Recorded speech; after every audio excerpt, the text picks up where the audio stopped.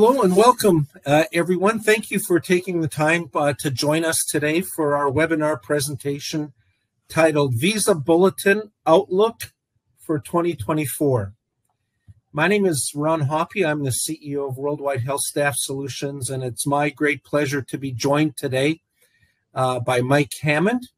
Mike is not only a good friend, but also one of the leading healthcare immigration attorneys in the country, and is connected to the Visa Bulletin issue and all matters related to the processing of EB3 petitions as anyone in the country.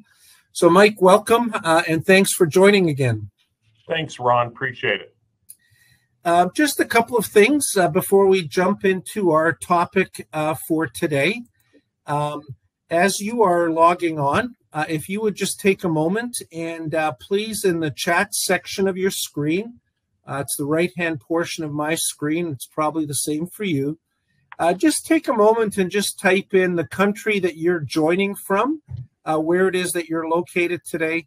We're always really interested to see the representation we get from 20, 30, sometimes even more countries on these webinar sessions. So if you'd be kind enough to do that, we would certainly greatly appreciate it. As we go through our presentation today, we welcome your questions. The way that you get your questions to us, again, is through the chat feature, using the chat screen that you have as part of your screen. Just type in the question that you have.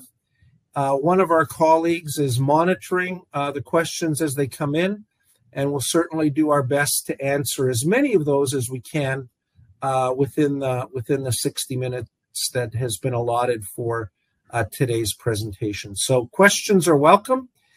Please feel free to share those using the chat feature, and we'll look forward to responding to those. If you are someone that's joining and maybe you have not yet started on your immigration journey to the United States, on your screen in the upper right section, you should see a little yellow box. We call it our Post-it note. And in there, you will see a link that says Apply with Us. If you click on that link, it will take you to a live recruiter. We have recruiters standing by. And if you'd like to interact directly with one of our recruitment team members, just click on that link and someone will be happy to respond and engage with you. Last thing before we jump into our topic today is everyone that is attending this session today, as well as everyone that has registered for this event, you will be receiving an email with a recording, link to a recording of this presentation within the next 24 hours, probably right around this time tomorrow. Please feel free to review the recording. If there's any particular topic or question that maybe you want to review, it's a great way to do that. Also, feel free to share that link with any of your nursing friends or colleagues that maybe weren't able to attend that you think would be interested or may benefit from the information that we're going to share today as well. So with those couple of housekeeping matters and words of introduction, I'd like to jump right in.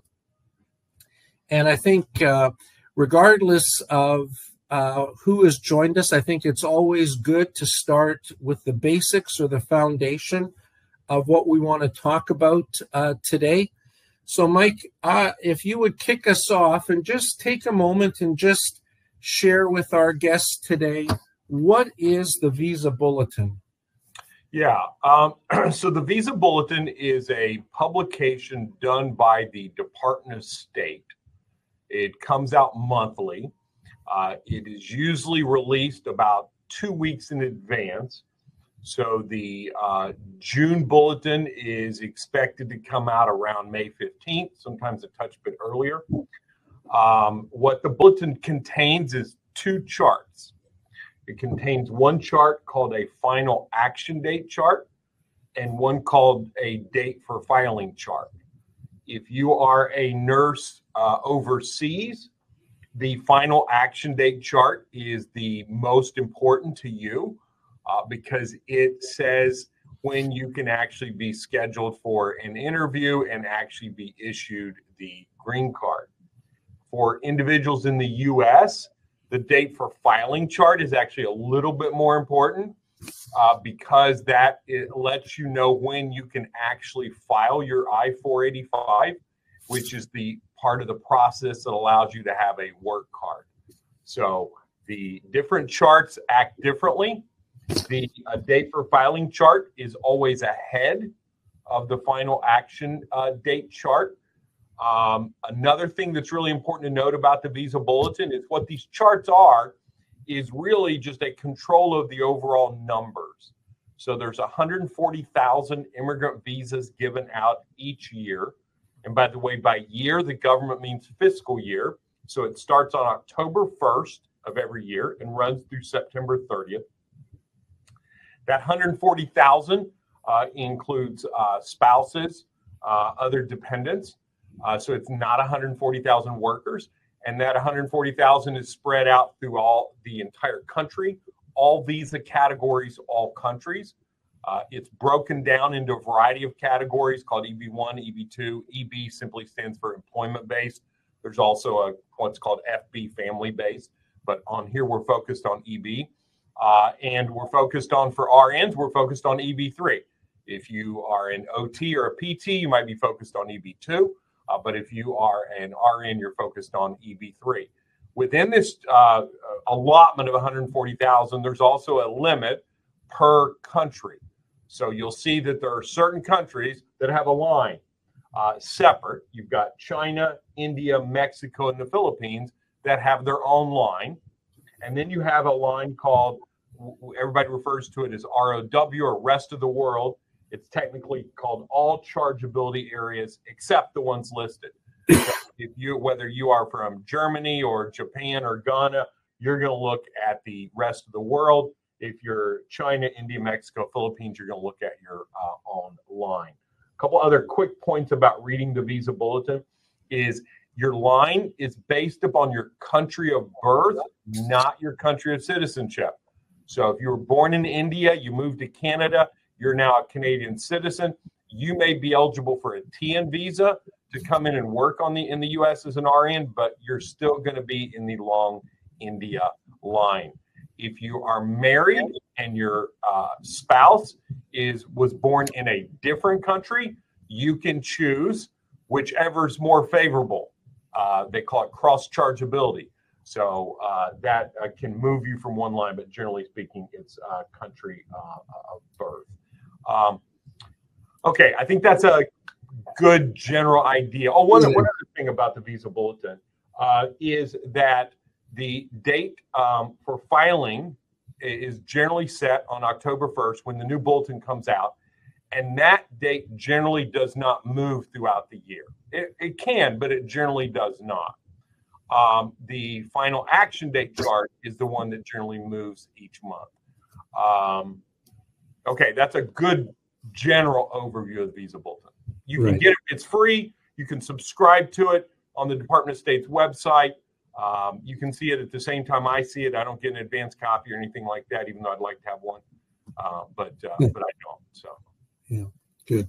Well, Mike, thanks. That is a great overview, and the Visa Bulletin may be one of the most read government publications that they put out, because I know there's always great interest in, what's the next Visa Bulletin going to say? What's the next Visa Bulletin going to say? But I think what I thought we would do for a few minutes today, as we work our way towards answering the question of what is the Visa Bulletin outlook for the rest of 2024, I thought it would be interesting and probably helpful just to take a look at sort of what the Visa Bulletin has been over the last year or so. And Mike mentioned the government fiscal year starting in October and running through till the end of September. So we're kind of a little bit more than halfway through the government fiscal year. As we come to the end of April, we're sort of 7 months through the fiscal year. Mike, I think it's a pretty common expectation that as the fiscal year goes on, the likelihood that the visa bulletin is not going to advance, or that it might even back up in waiting for the new allotment of visas on October 1st.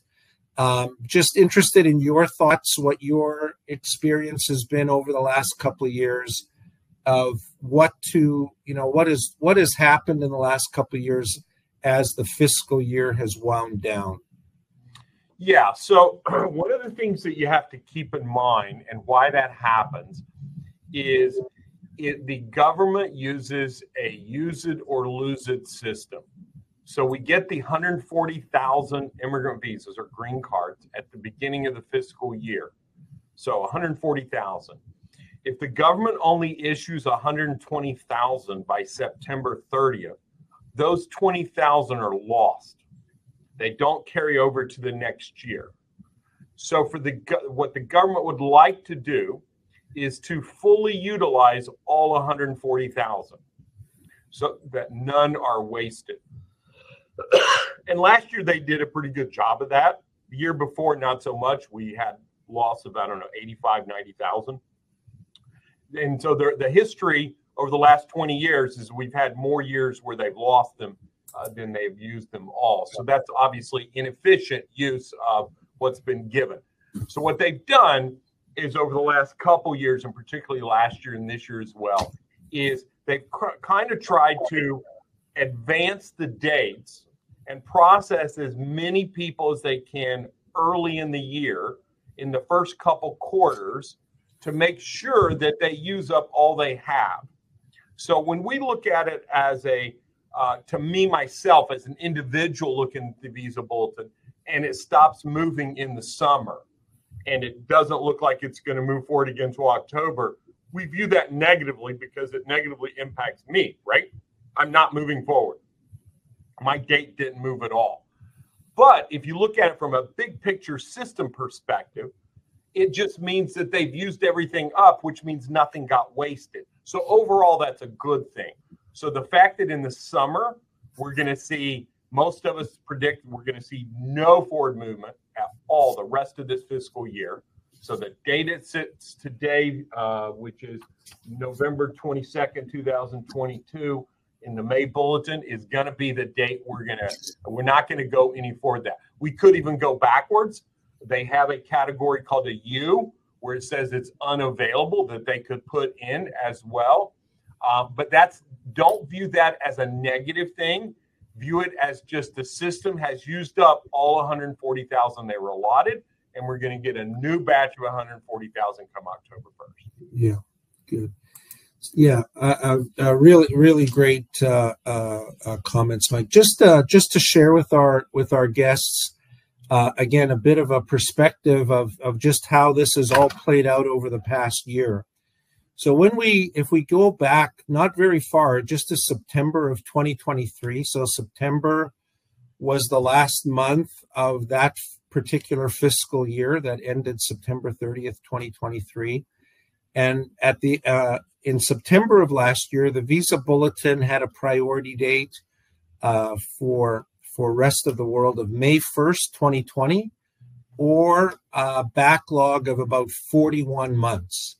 So just bear in mind that not that long ago, 7 months ago, we had a priority date of May 1st, 2020. And then if we take a look at sort of how the priority dates evolved over the course of last summer, we can see in May, which is roughly where we are headed to now. The backlog was approximately 12 months. We saw it increase slightly in June. It increased some more in July. And then, as Mike said, the visas were fully utilized for the year. The processing times did back up. And then We continue to follow sort of this timeline.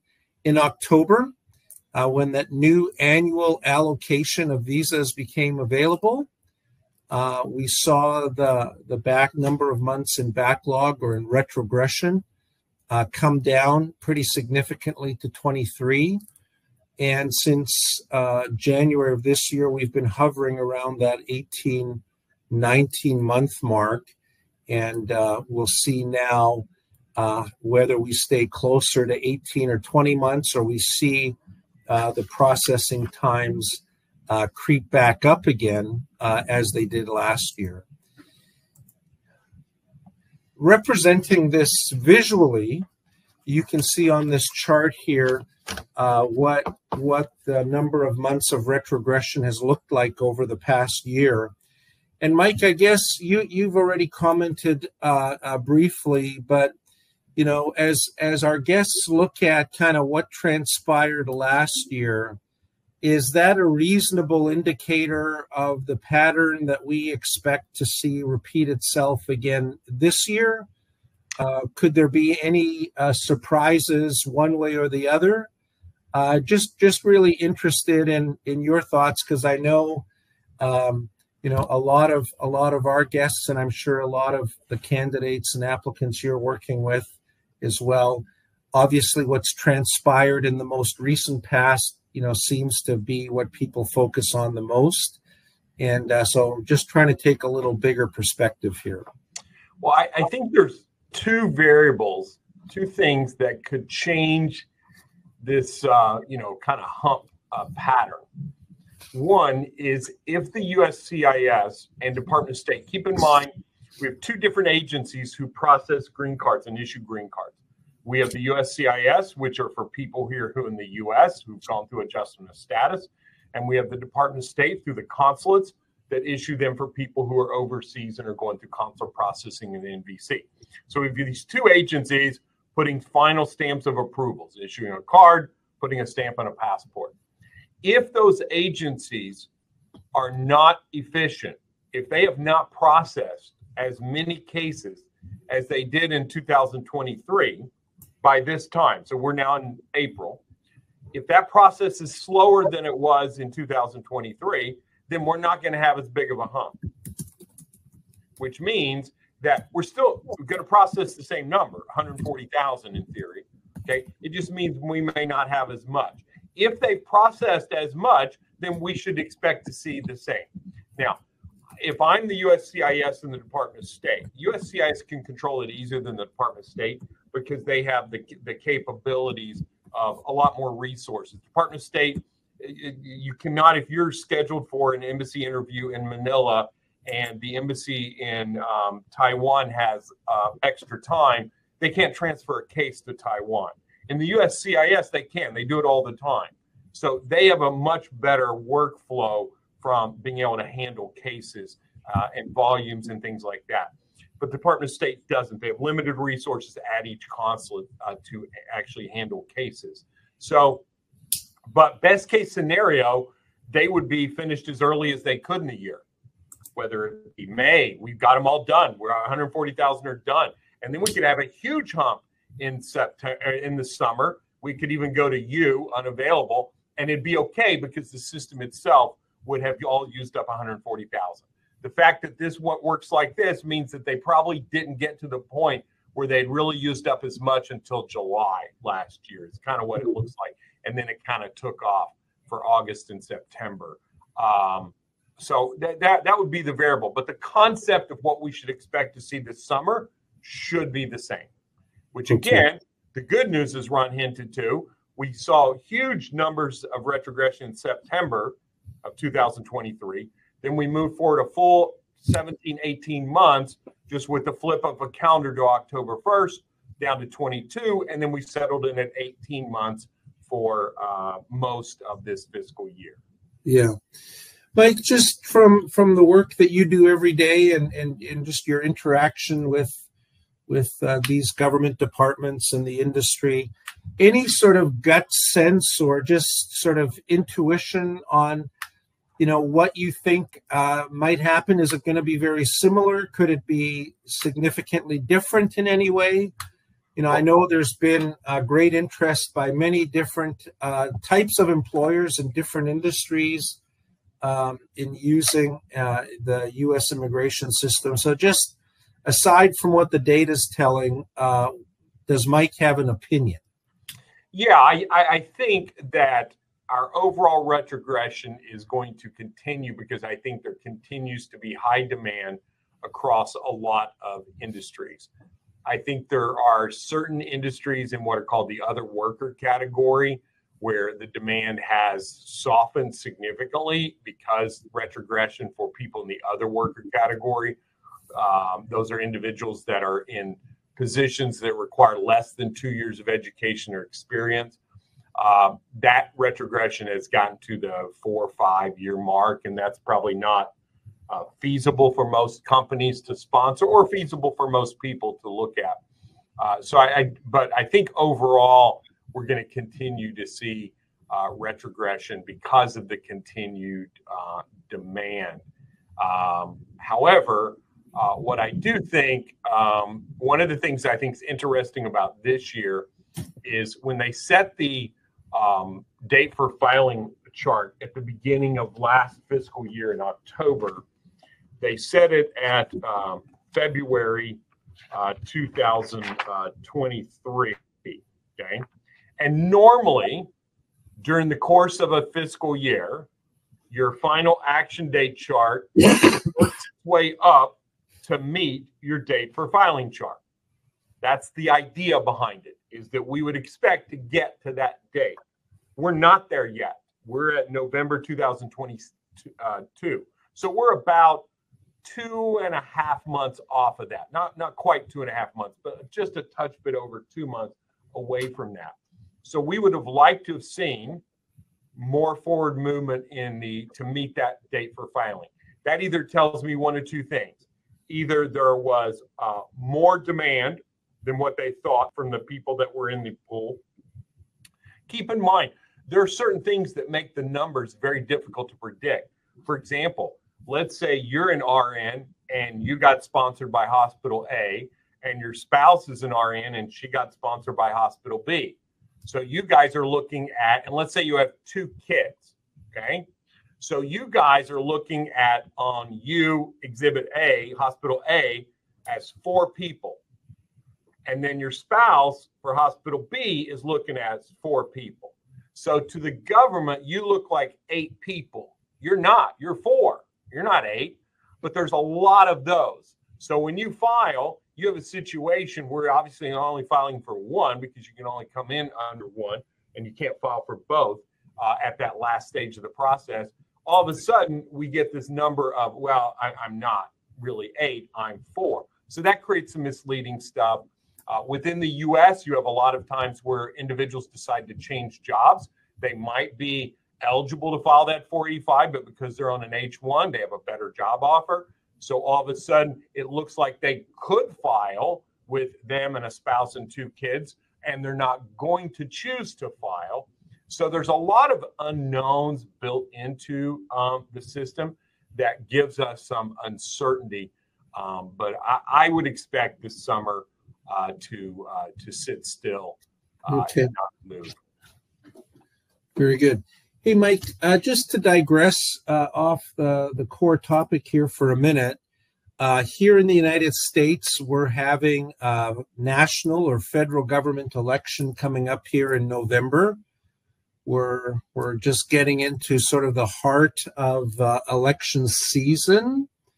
And I know that a question or a topic of discussion, very commonly as well, what's happening? Is there going to be any legislative or regulatory reform?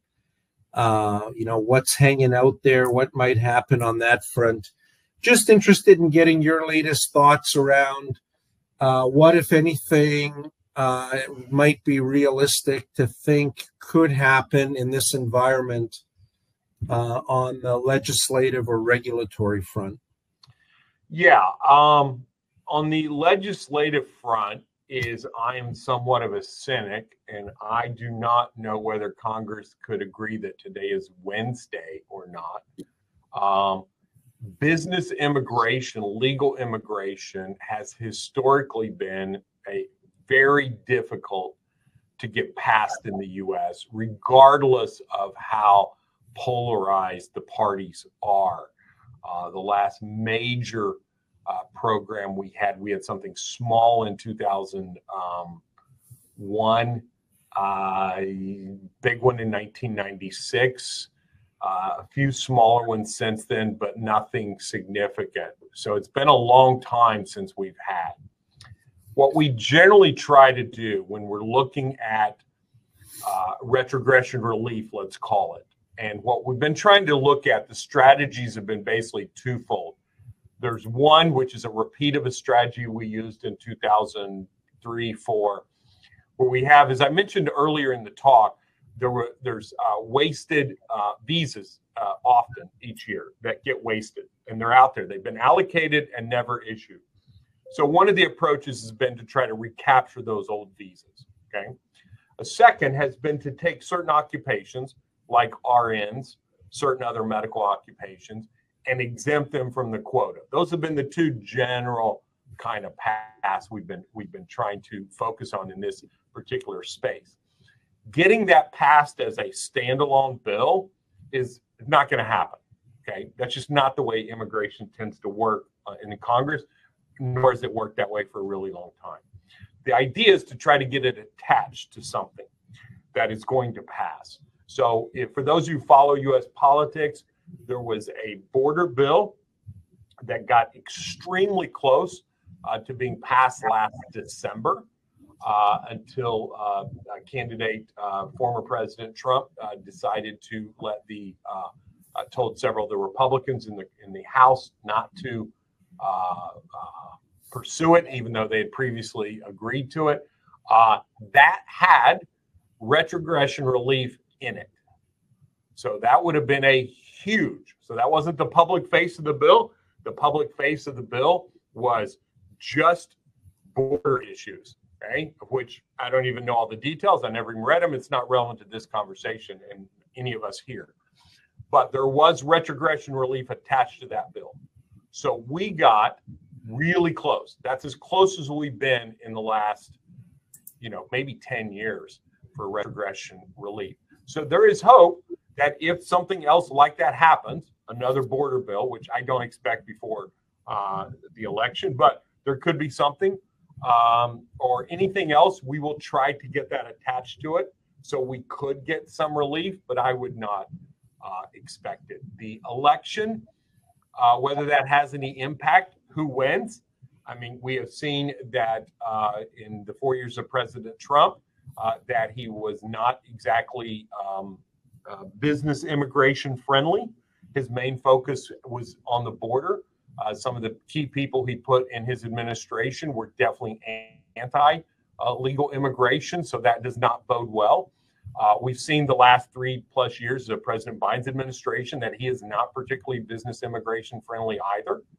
Different reasons, but neither one of them are very friendly to the business immigration community. So I'm not honestly, I do not believe that who's elected president in November makes any difference for this particular space. I don't think either one of them are going to lead anything to get some relief. Doesn't mean we won't get some relief by virtue of a lot of other forces, but I don't think it's going to come from the White House. All right. Yeah, I would very much echo those sentiments, Mike. Hope is eternal, particularly when it comes to this topic. So we continue to advocate, and we continue to watch very closely what is and what isn't happening in Washington. So with all of that being said, I think probably the next most important topic then to turn our attention to is, given this information, right? Given where the visa bulletin is at, given where the visa bulletin is likely to be at in the next couple of months, given that October 1st and the new fiscal year is about 5 months away. So I think the question in a couple of different forms that we want to take a look at is, okay, so if that's what's going on, then what's the most important thing for me to do right now? And I think we've got guests on this presentation today that are probably in various stages of the immigration process, including maybe those that have not even started yet or just thinking about it. So, Mike, let's just try and take these groups in turn here. So in terms of the most important thing to do right now for someone who has not yet started their U.S. immigration journey, maybe they've recently passed NCLEX, they're working as a registered nurse, they're excited to get started, but they're just not sure what all of this means and what they should do first. So any thoughts on what that particular type of applicant should be doing right now? Sure. They have the easiest answer, which is if you want to come to the U.S., don't view retrogression as a hurdle, view it as simply a delay.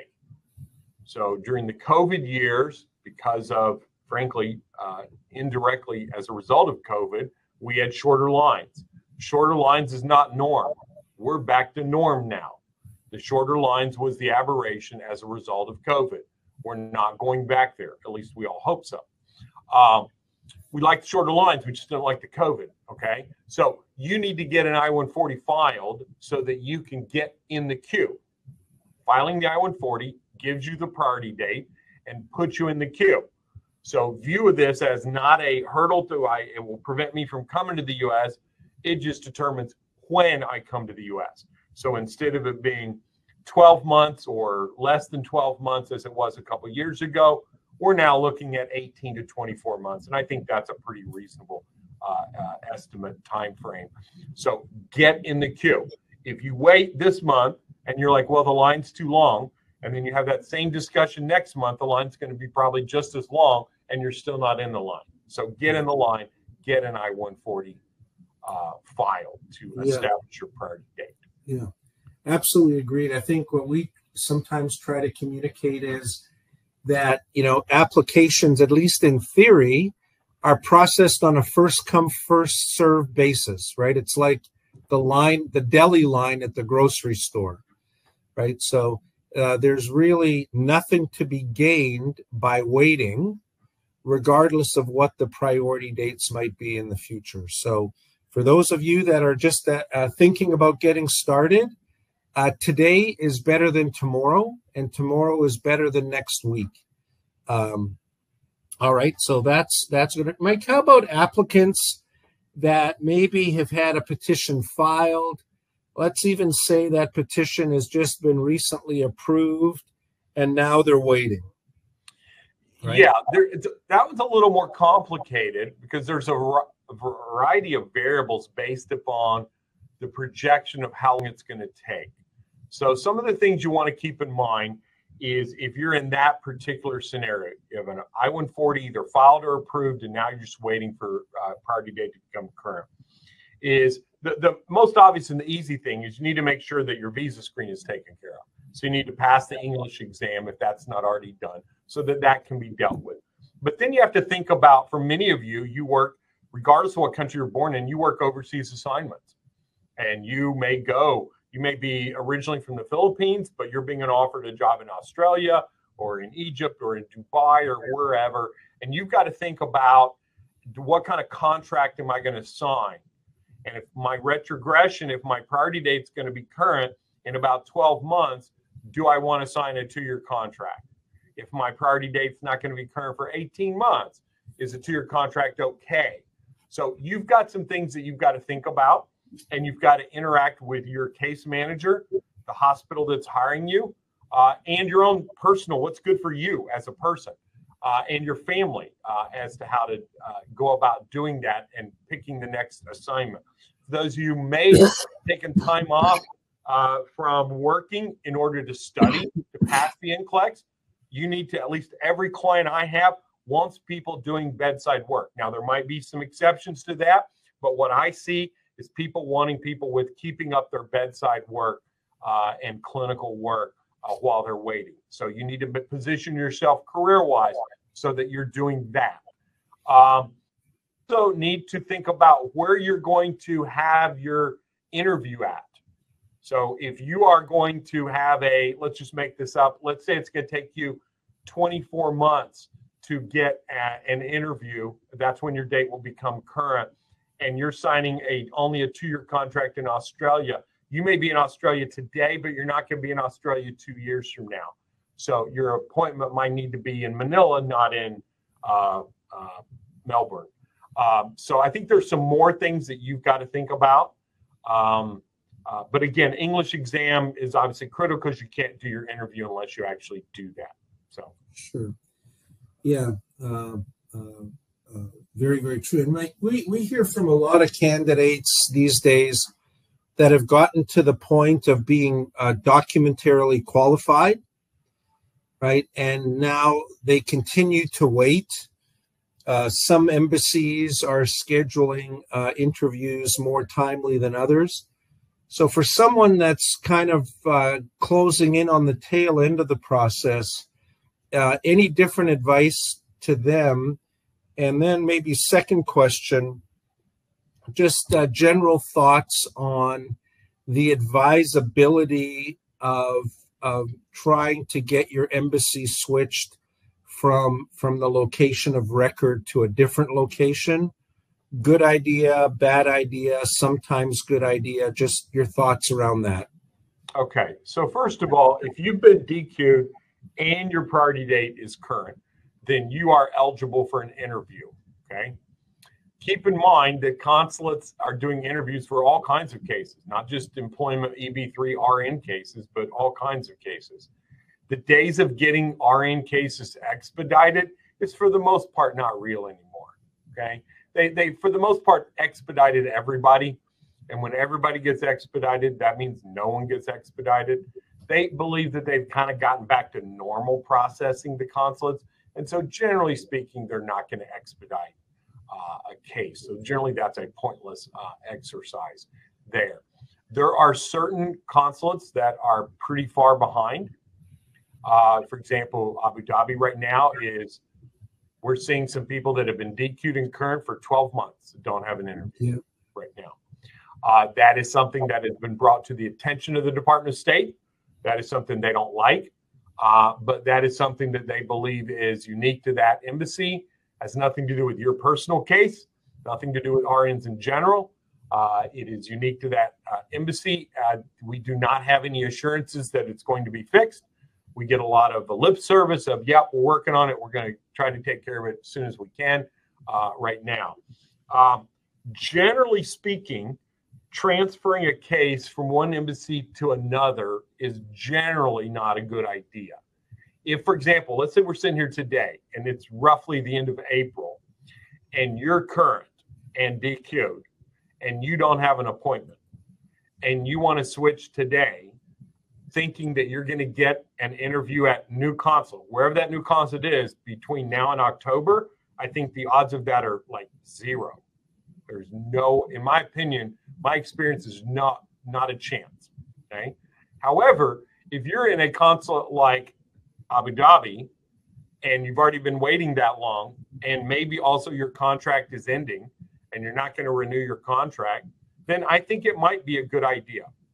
Generally speaking, we try to discourage people from changing consulates, but in Abu Dhabi, I think we're at that stage where we're taking some serious consideration as to what you can do. Now, here's one of the difficulties. Let's say you get switched. So now you're at Manila and you get an appointment scheduled for November.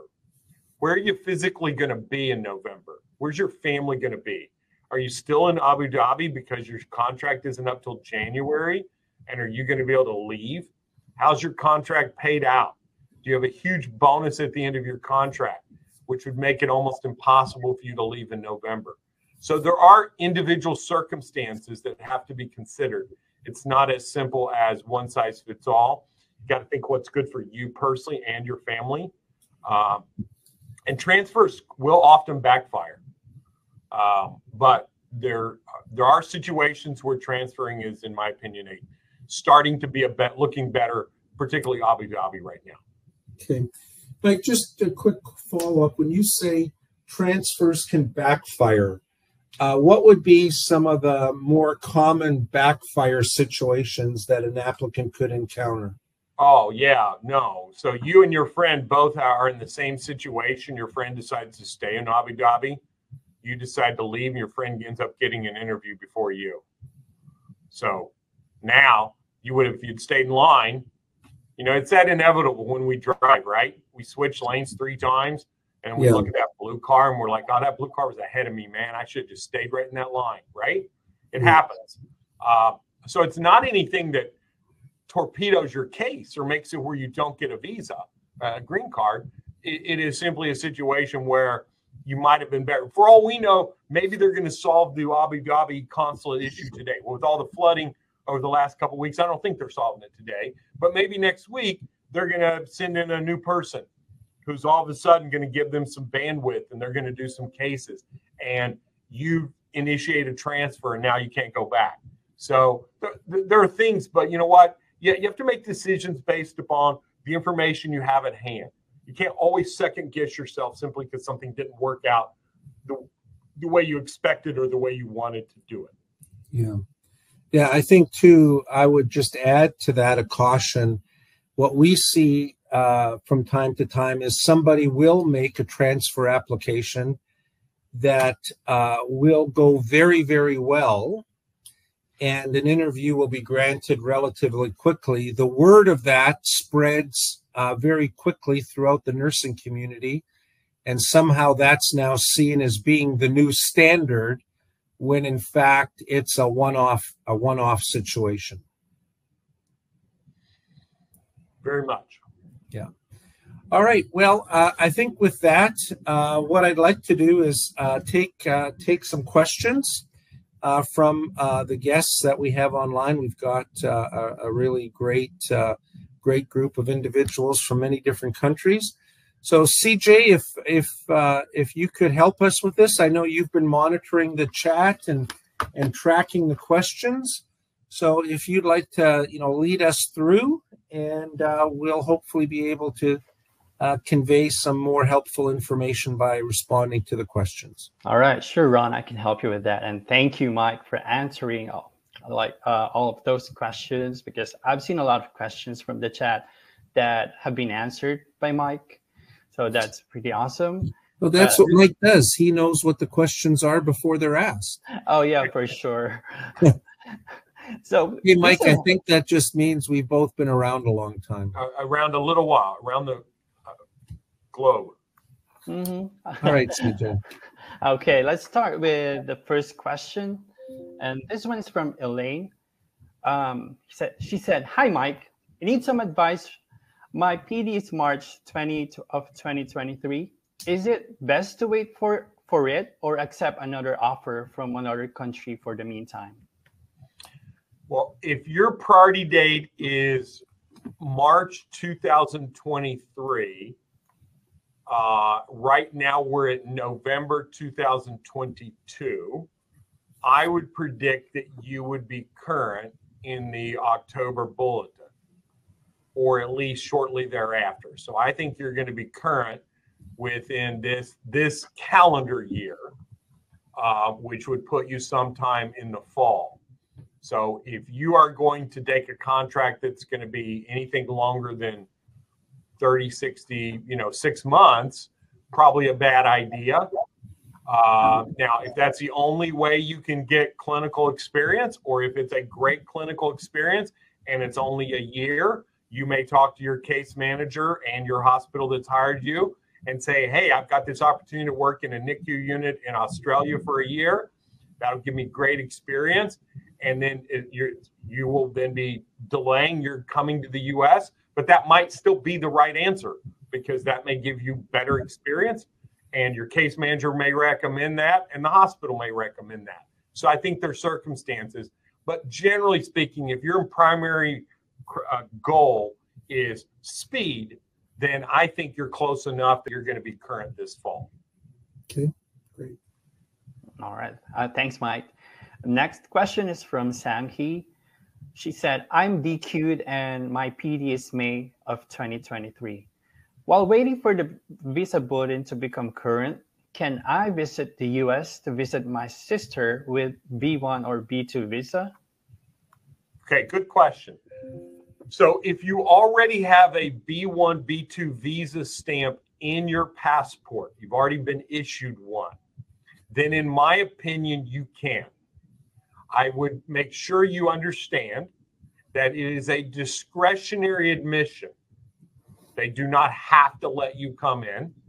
But if you have a specific reason, like let's say your sister has a birthday and there's a big birthday party coming up, or your sister's kid's graduating from high school and you want to be for the graduation, and there's a specific function and event that you can document.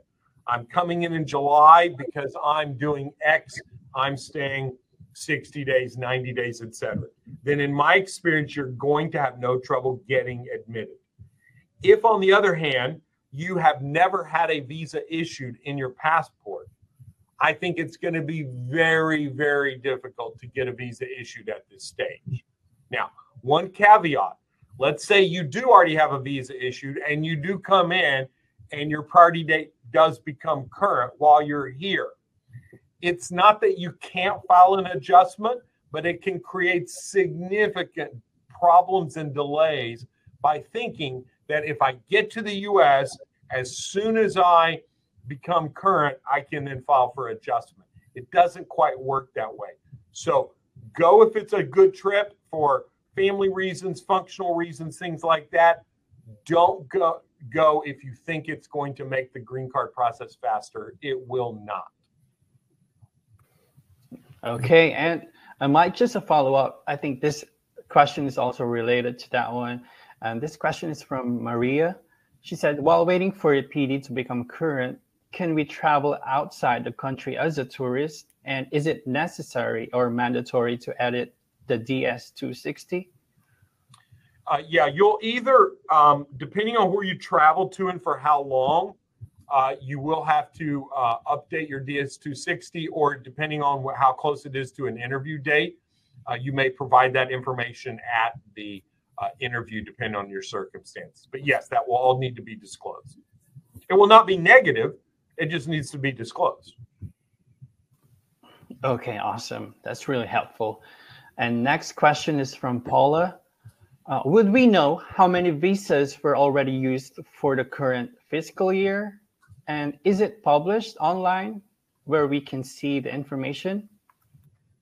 It is not published in advance. It's published at the end of the year. They do a report each year that says how many they have actually issued, but it is not done in advance. All right, thank you. And next question is from Jan. What if I win diversity visa lottery? Will that speed up my process to come to the United States? Yeah, so the diversity visa is a pure lottery program that has nothing to do with being an RN or frankly any other occupation. You're just randomly chosen a certain number. Not every country is allowed to be in the lottery. It's called the DV lottery. Most people, if you win the DV lottery, can get through the process faster by doing the DV lottery. However, if you are going to be current within the next 6 months, you can likely do your process through your EB3 sponsorship faster than the DV. But if you just filed your I-140 and then found out you won, then probably the DV is going to go faster. Okay. Another question. Let me see here. Check my list. Okay. How about this question from Mibi? Is there any way to monitor the retrogression progress per country? Well, sure. The Visa Bulletin does that for you. Right. So you can subscribe to the Visa Bulletin. You can get sent to you via email every month. And then you can simply look at it. And if you're overseas, you want to focus on that final action date chart. And if you were not born in India, China, Mexico, the Philippines, then you're looking at the EB3 ROW column. If you're from one of those other countries, just kind of scroll down the column. look at EB3 across and you'll see the date. Okay, thanks, Mike. And I think we're down with our last question, but I've seen so many questions, and also you for all of those questions that you may have, you can always reach out to your case manager and also chat with our live recruiter. I pasted the link on the chat, so you can throw in some questions to have answers from our recruiters. So our last question is, do you think we are going to enter another retrogression before the next fiscal year? Well, I mean, we're in retrogression now. Retrogression simply means there's a line, and there is a line right now for every country, every category. Actually, there's only even a couple EB1 categories that are current. So everybody else has retrogression. So we're in it now. So that's not going to change. Okay. So that's with our Q&A session for today. And always, if like us on Facebook to get the latest news from Worldwide HealthStaff Solutions, immigration updates, and we always have webinars and events weekly. So I'll look out for announcements in our Facebook page. And also, we have this Refer Nurse program that if you have an NCLEX nurse, like a friend or colleague, send us their resume, send us their information. So for every successful referral, you will have $250. Okay, so Ron and Mike, any final thoughts? CJ, thank you for helping us with the Q&A. If there are any questions that maybe we've missed, please just forward those through to info@healthstaff.org. Maybe CJ just put that email up. With regards to the Refer a Nurse Friend, it's a really cool program. It's fun. It's online. It's completely automated. And we've got a number of nurses that have already collected, having made more than 10 referrals each. So check it out. It's not your old sort of dusty referral program that you never know when you might get paid. You get paid very, very quickly. It's online, it's fun, and you get rewarded online. So check that out. Mike, never a dull moment on the immigration front. Any last thoughts? Any just comments on healthcare immigration generally as we sit here headed into May 2024? Well, the only thing I would say, and I say this with all discussions about retrogression, is control what you can control. Control passing NCLEX, control passing English exams, control having your documents together, control doing your continue your bedside work. Control those things that are in your control. You cannot focus too much on those things outside of your control, such as government processing or retrogression. And again, it's a line. It simply means you're not coming as quickly as you would have, but you're still going to come. And for those of you who have not liked Worldwide on the Facebook, it's a great one to like. I love the fact that you see success stories, people here outside of their new hospitals, or they've got a new car, or I'm in a new community and I love it here. It's kind of nice to see success stories and think that those individuals likely got in the queue within the last 2 years, 2.5 year kind of time frame. So the demand is still great here in the U.S., still lots of wonderful opportunities. I do not believe that is going away. So overall, just control what you can control and move forward. Good. Mike, thank you. And thanks again for taking the time to join us. It's always greatly appreciated. And I know that it's always of great interest and appreciated by everyone that registers for these events. Thank you to everyone again that joined us today.